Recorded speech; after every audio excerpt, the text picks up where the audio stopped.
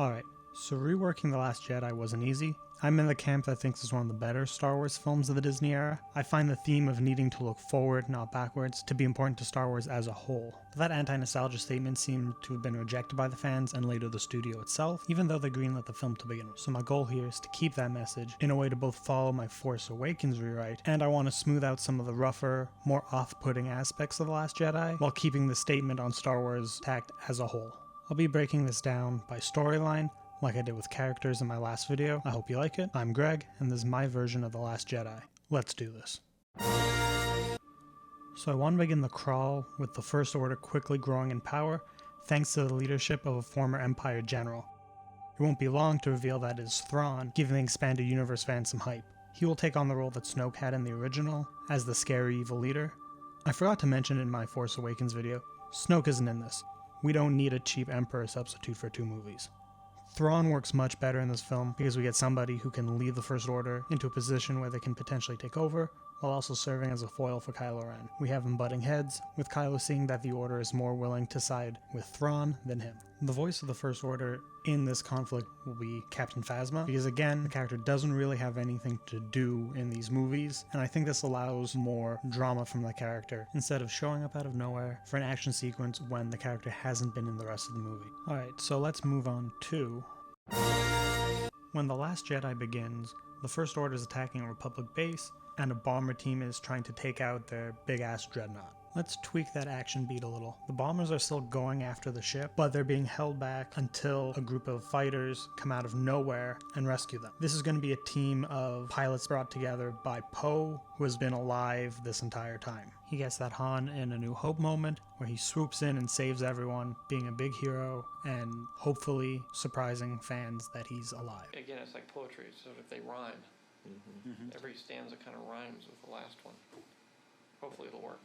His team will have bought enough time for Rose's sister to be able to make her heroic sacrifice and take out the dreadnought. So when Poe gets on the ship, the reason Holdo doesn't trust him is because she doesn't know who he is. He hasn't been around. She didn't get to see him be a hero in the last movie. He's just some guy who showed up and shot a bunch of TIE fighters out of the air. We build on top of this because the First Order is being able to follow them, not because they have some new kind of tracking, but because there's a spy on the ship.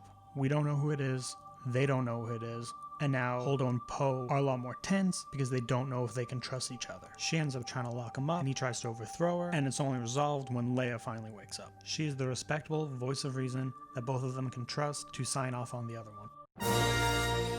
Okay, first thing first, I don't want these two as a couple. I think it's the least interesting thing you can do with this pair. I think Finn and Rose make a good duo, but I don't like it romantically. I just think it would take way too much extra writing to make it work. I'm getting ahead of myself. Let's start at the beginning. So when Rose catches him sneaking into the escape pod, I like that she recognizes him and that back and forth they have, but then it needs a little tweak.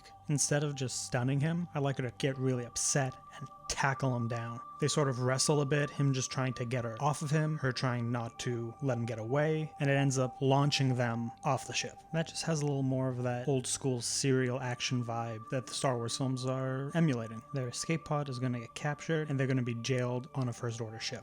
From there, they're going to meet some reimagined characters. The farm boy, who's now a slave working on the ship, and DJ, who is now an arms dealer, captured to keep his weapons out of the hands of the Republic. The group team up to escape, while doing so find out the identity of the enemy spy.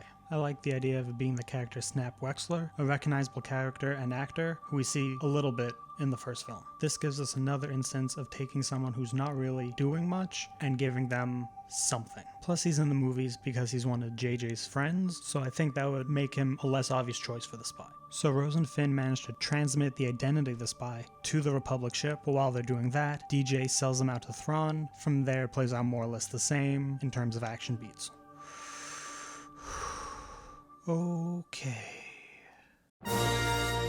With Luke Skywalker, I really appreciate his arc as a man who is haunted by his mistakes. If we pull out some of the comedic aspects of his character in this movie, we can really lean into that tragic Logan-style vibe, and I think we really have a cool redemption arc in place. I know a lot of people aren't a fan of Luke in this, and I think a lot of this stuff would go over easier if there was a little more tonal consistency, hence why I'm getting rid of the comedy. For Rey, I have 2 points. The first, I want to play up her connection to Kylo Ren as she sees the chance for him to become good.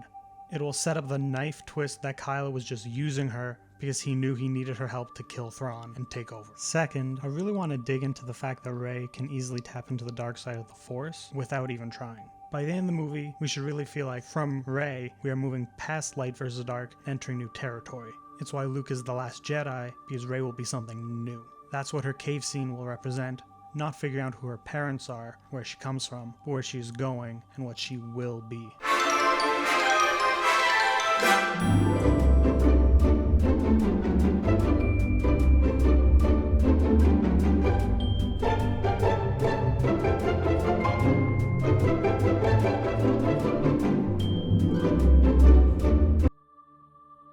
And that's about it. We keep all the major stuff as is, though I would like to keep that if Luke survives his Force projection as ambiguous, because I don't know if I want to use him for the following film or not.